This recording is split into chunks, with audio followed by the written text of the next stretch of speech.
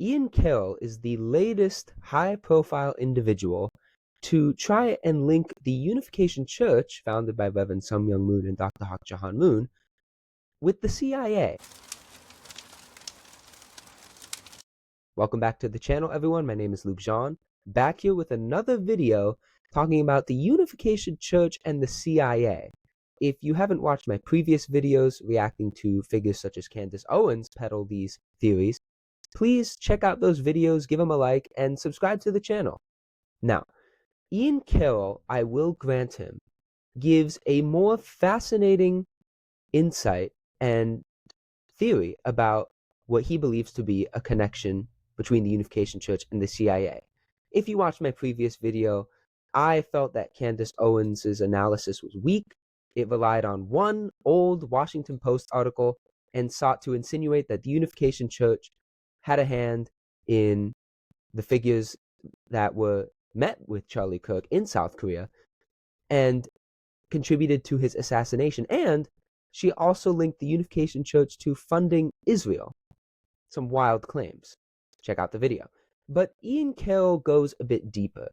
He, in his latest video, which he calls a prologue to a week-long program of various documents and descriptions of this connection between the Unification Church and the CIA, he actually has, or is claiming to have, several documents which prove the connection between the church and the CIA. Unlike Candace Owens, who just mentions she has documents, and she relies on an old Washington Post article which says that the Unification Church was funded by Japan, and Charlie Kirk went to Japan and South Korea, Ian Carroll, I will grant him, is more objective in his analysis. Granted, he's doing this on Twitch, and he has a more joyful tone. However, Ian Carroll brings up several documents that we are going to take and use to assess whether his claims of this connection between the UC and the CIA are valid, or is it just another wild conspiracy theory? The CIA's network of black budget bank accounts that are used to fund all sorts of black operations. This sort of endless spigot of money that we're being told the Moon Foundation seems to have. The endless spigot of mysterious cash coming over from the East, from Japan and Korea. Where do you get an endless spigot of money?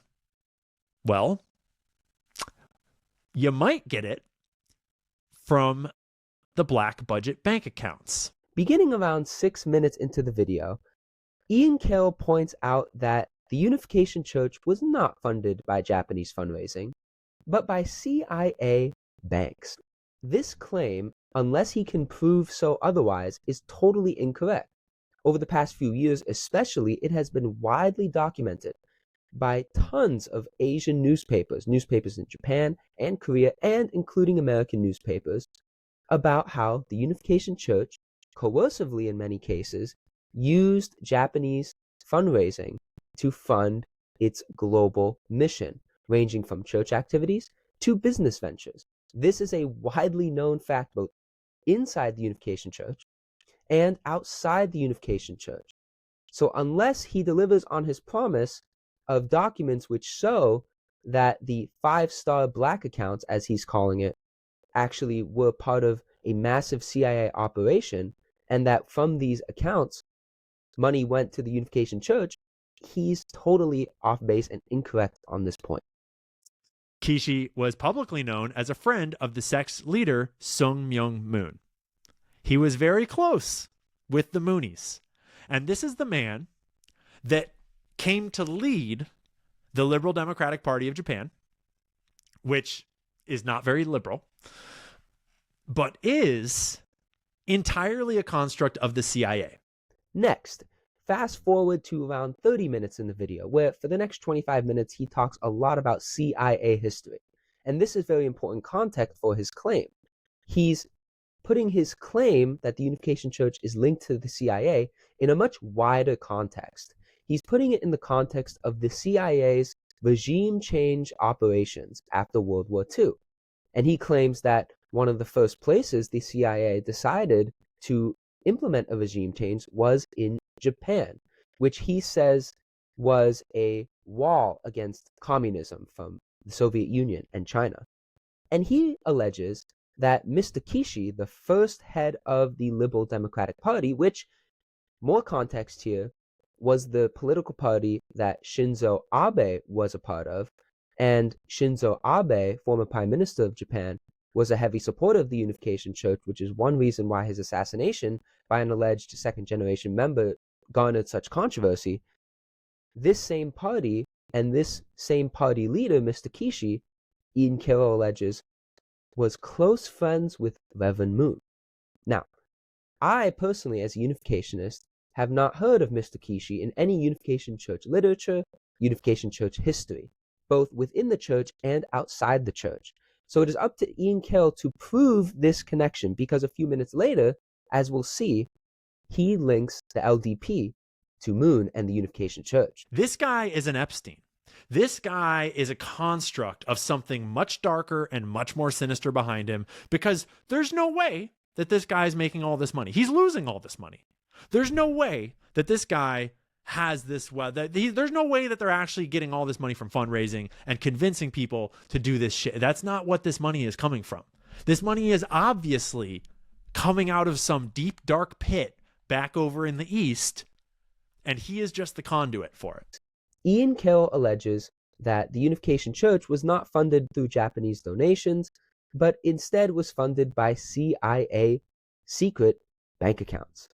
Now, what he talks about after this point is what he calls the Ted Kennedy FBI files, which, according to him, give an entire narration of the CIA's attempts at regime change using front organizations, using secret bank accounts, and that eventually Congress was going to find out about these secret bank accounts. So the CIA needed a way to hide these bank accounts, which were used and generated money to fund all kinds of activities that, according to Ian Carroll, were not necessarily approved or even known about by Congress. And you go through the lists of businesses that they were in, the lists of things that they were doing, all the way from the media, newspapers, broadcasting, all the way to literally manufacturing guns. That's all in this one organization, this one spider web of intel agency operations. Now, here comes the TPUSA and Charlie Kirk connection for Ian Carroll. I will grant Ian Carroll that he explicitly denies that the Unification Church had anything to do with the assassination of Charlie Kirk. Good on him. He is correcting a misstep of someone that he's friendly with, Candace Owens.